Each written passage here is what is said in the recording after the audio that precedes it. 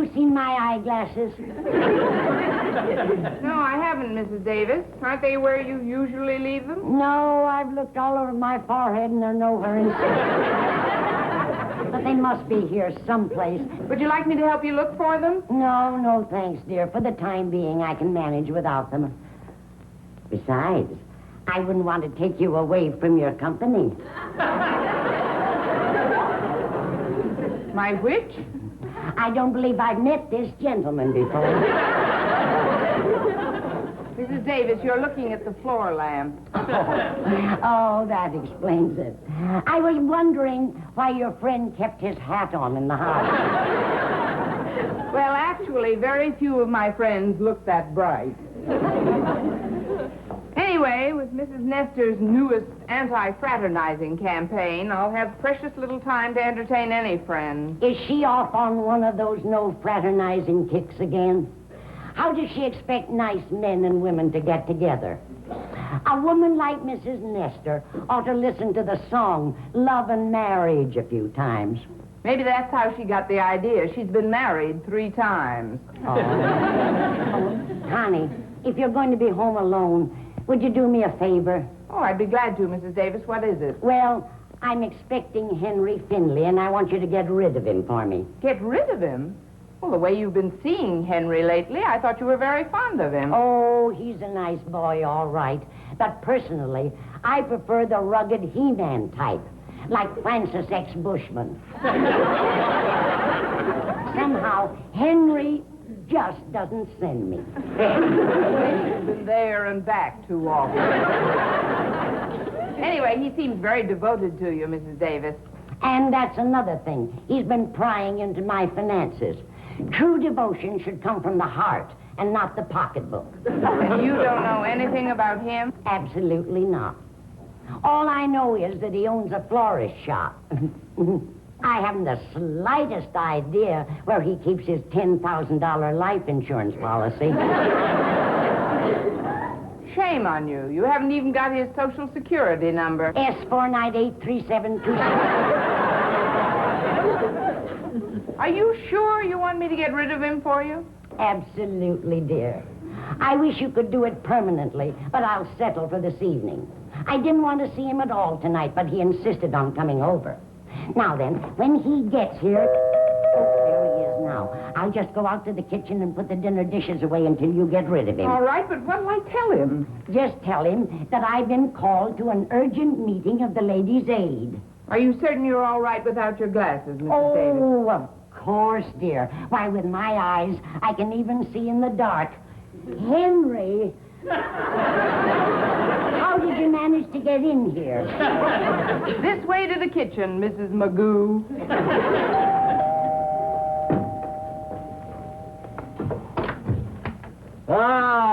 Good evening, Connie. Good evening, Mr. Finley. Oh, now, we've known each other long enough. Just Henry. Well, won't you come in a minute, just Henry? Mrs. Finley? Where's my little snapdragon? You know, I'm going to tell you, Connie, I don't mind telling you at all. The way things have been going, I've got a justice of the peace picked out, and one of these days, I am going to have that knot tied. Well, I hope you and the justice of the peace will be very happy. Well, Henry, I wouldn't want you to be disappointed, but after all, Mrs. Davis is very fickle, and you haven't known her for very long. Well, maybe that's right. At my age, I shouldn't jump to conclusions, I suppose. At your age, you shouldn't even limp toward them. Well, how soon will my little duck bump be down? Oh, well, actually, Henry, she had to go out to an urgent Ladies' Aid meeting. Oh. So I think if you just run along, it happened very Well, suddenly. look, I haven't got anything to do. I'll just wait. Oh, but how would that look, Henry? Just the two of us alone in this house? Sometimes those meetings take so long, they take all night. Or even 2 nights. What is that? What was what? You mean you didn't hear those dishes crashing? Dishes crashing? Yes. Oh, Henry, of course I didn't hear dishes crashing. But you told me that we were alone in the house, Connie. Oh, we are, Henry. That's probably our cat, Minerva, knocking over a dish or two.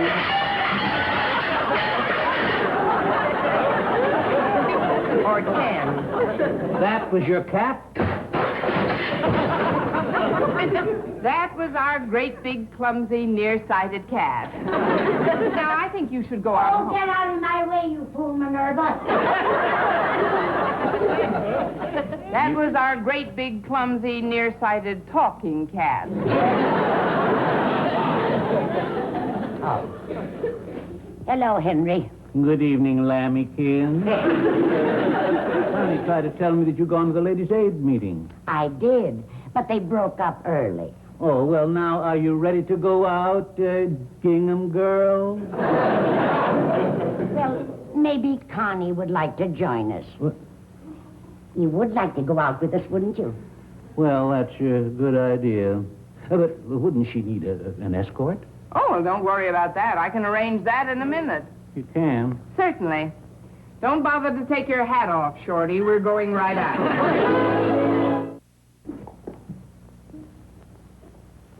Hi, honey. Well, I'd hate to think what you'd have gone through to ask me how I feel. I'm just not taking any chances. Have you seen Mrs. Nestor's latest edict? No, what little goody has she dug up for us this morning? From now until further notice, I hereby decree that all members of the opposite sex on both faculty and student body shall refrain from conversation not absolutely essential to school business. Those faculty members caught conversing are subject to a 50-cent fine for each offense. 50 cents every time I talk? Exactly, Miss Brooks. Must she scream that way? Well, at these prices, it's all I can afford. I mean, that new rule does seem unduly severe, Mrs. Nestor. I mean it to be. I'm going to put teeth in my no fraternizing rule. I want this to be an efficient organization. This is a private elementary school, not a tunnel of love. There's entirely too much billing and cooing going on among the members of my faculty. I see. So every time we coo, you're going to bill us. You might put it that way, yes. However, I will overlook your offense this time since you've only learned the rules. Now then, Mr. Talbot, you come along with me. Yes, ma'am.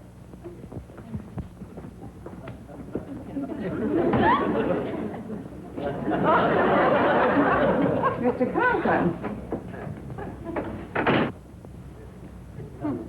First, I wanted to be sure Mrs. Torquemada had left. Now, Miss Brooks, be honest. Has there ever been a reign of terror like this since the Spanish Inquisition? No, you're quite right, Mr. Conklin. Not since you were in charge at Madison High. But I don't see why you should be so concerned. After all, you're still principal here. Precisely. And whenever there's a rule so harsh and unjust to my teachers as that 50-cent penalty, something wells up inside me. A deep, protective, fatherly feeling comes over me. All the warm paternal affection I feel for my faculty comes to the fore.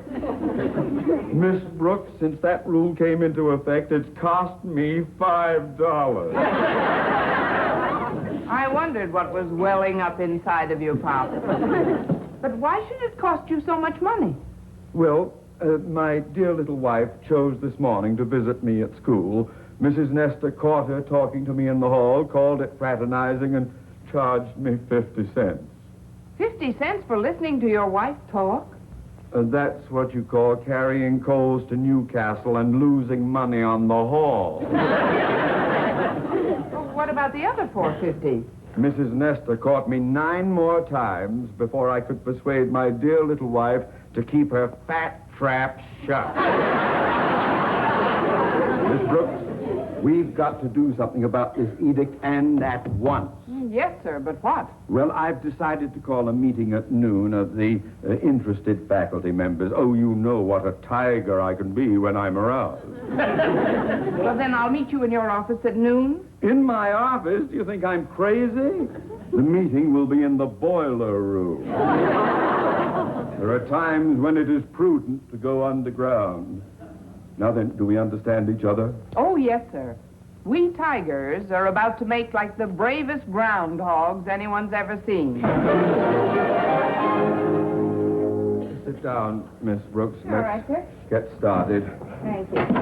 Now then, You are all aware of the reason for this emergency meeting, namely to consider ways of persuading Mrs. Nestor to remove this onerous edict. Now then, I would like suggestions as to how it can be revoked. Yes, Monsieur? Well, I feel that the entire faculty should show its displeasure by resigning in a body until my sister's edict is revoked. Oh, that's a dandy. That way, the entire faculty can starve in a body, too. So, next suggestion.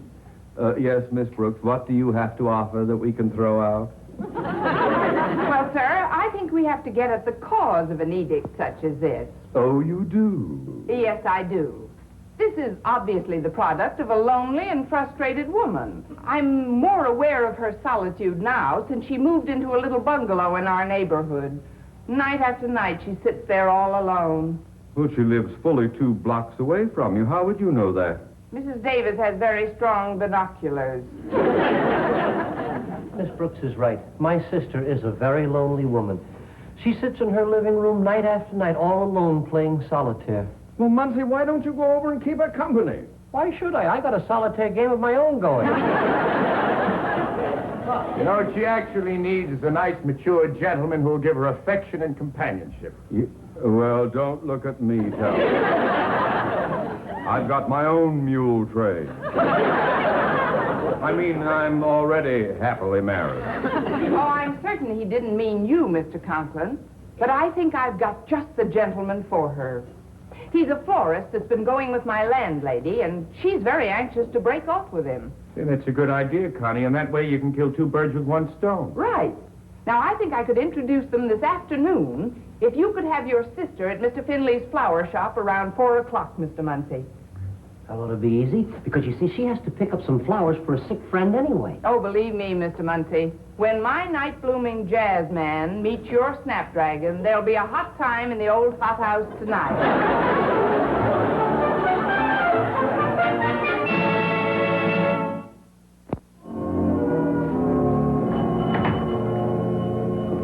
Connie, the one person I wanted to see. I'm practically beside myself.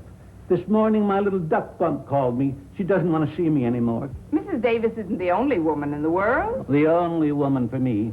When she walked into my shop, the bloom on her cheeks put my flowers to shame. Oh, Connie, my life is ruined. What is there left for me? Find someone to take her place. That's exactly why I dropped in. I heard about the phone call, and I knew you'd feel terrible, Henry. And I want to introduce you to someone new. Oh, Connie, thank you for your consideration, but no one can take my little duck bump's place. Wait till you see the big goose pimple I have.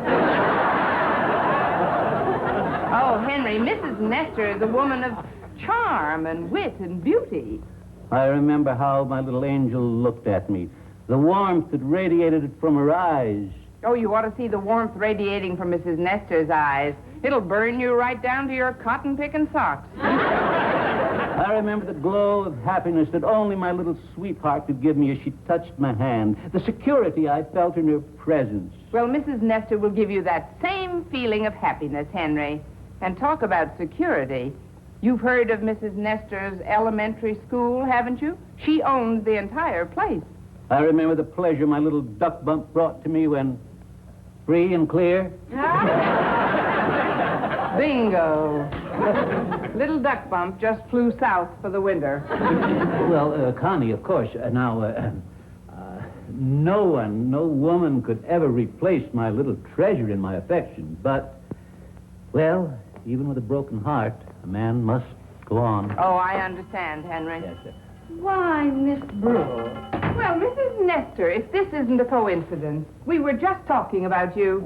Is this the beautiful lady you were telling me about? This is Mrs. Free and Clear.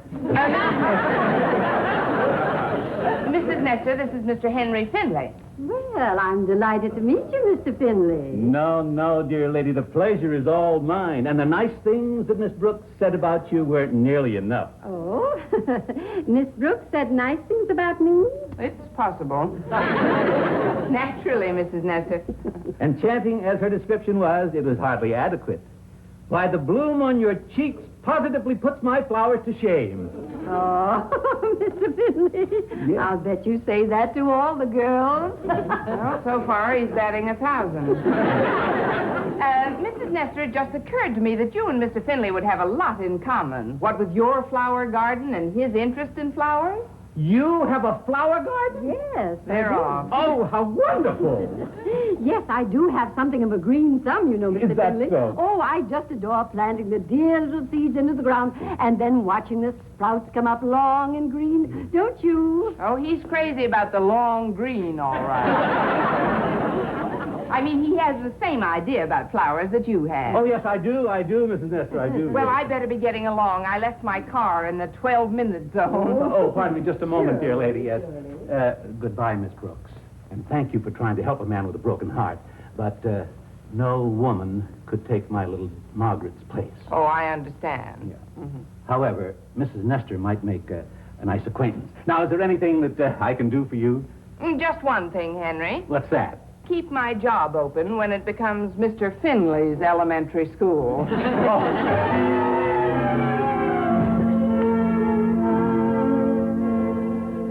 No, not yet. Well, I wish Mr. Muncie would get here. When he called a while ago, he said he'd be right over, and he had great news. I hope it's what I think it is. Your introducing Mrs. Nestor to Mr. Finley has already helped me, Connie. Helped you? How? Well, it happened late this afternoon. Mrs. Nestor caught me talking to Mrs. Hoffman in the corridor. I gave her the 50-cent penalty, and I was quite surprised at the reaction. You mean she returned it? No, she gave me 25 cents change. Wonderful news. Our troubles are practically over. I called Mr. Conklin just as soon as I heard. Finley made a date with my sister for tonight. He's over there this very moment. That's what I call a fast worker. Well, he better be. At his age, he hasn't much time. Did you say that we could see Mrs. Nestor's house through this window with binoculars? Only the living room and the kitchen. But, Mr. Talbot... Talbot, you're not suggesting that we spy on my sister, are you? Oh, no, I just... Well, that's probably the lowest, sneakiest thing a person could do. I realize we're curious, of course, but we ought to control our curiosity. After all, we're adults, and it behooves us to act like adults, not behave like errant juveniles with no self-control. Right, Miss Brooks? Absolutely. Oh, I agree. They're off and running. There they are now in the living room. Why, they're on the love seat. Oh, you must have said something funny. My sister's laughing. Why is he making jokes now? This is the time for action. Oh, he's moving toward us. Oh, she's moving away from him. Oh, she's moving back toward him. Now he's moving away. Oh, he's reaching for a hand. He's reaching. Oh, he fell off the love seat. Oh, what a romance. He's all right now. He's got a hold of her hand. Oh, that's probably Mrs. Davis. She went to an early movie. Hello, Miss Brooks. Mr. Conklin. I heard the news, so I came right over because I wanted to see what... Talbot! Muncie! Why, this is a disgrace. Spying on an innocent woman and her escort. What are you men, peeping Toms? Now he's putting his arm around her. Talbot, don't you hear me? Closer. Closer. Muncie. Closer. Closer.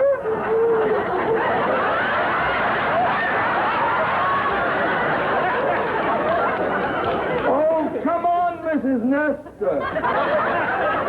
Pucker up those ruby lips and kiss it. Well, welcome to the club, Peeping Oz. Heavens to Uncle George! The light just went out in the living room. They've probably gone into the kitchen. There's a light still on in there. Can't miss. Oh, now they'll get behind that big refrigerator and we'll never know what happened. Well, I'm going to keep on looking till I find out. Oh, that's probably Mrs. Davis now. Yo, I'll get it. I'll get it.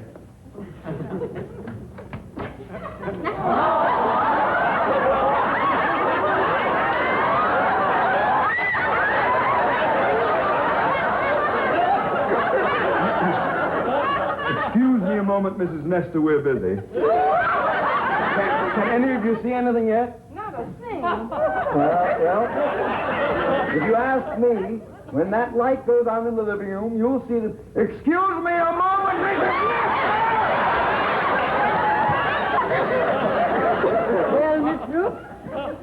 Would you kindly explain to me why you are all staring out this window at this time of night with binoculars in hand? Well, believe it or not, Mrs. Nestor, but our horse in the third race hasn't come in yet.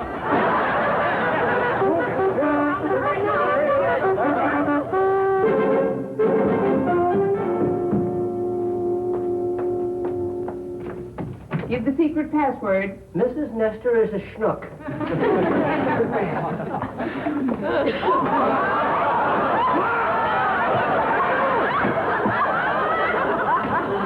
Mr. Conklin, you may come out.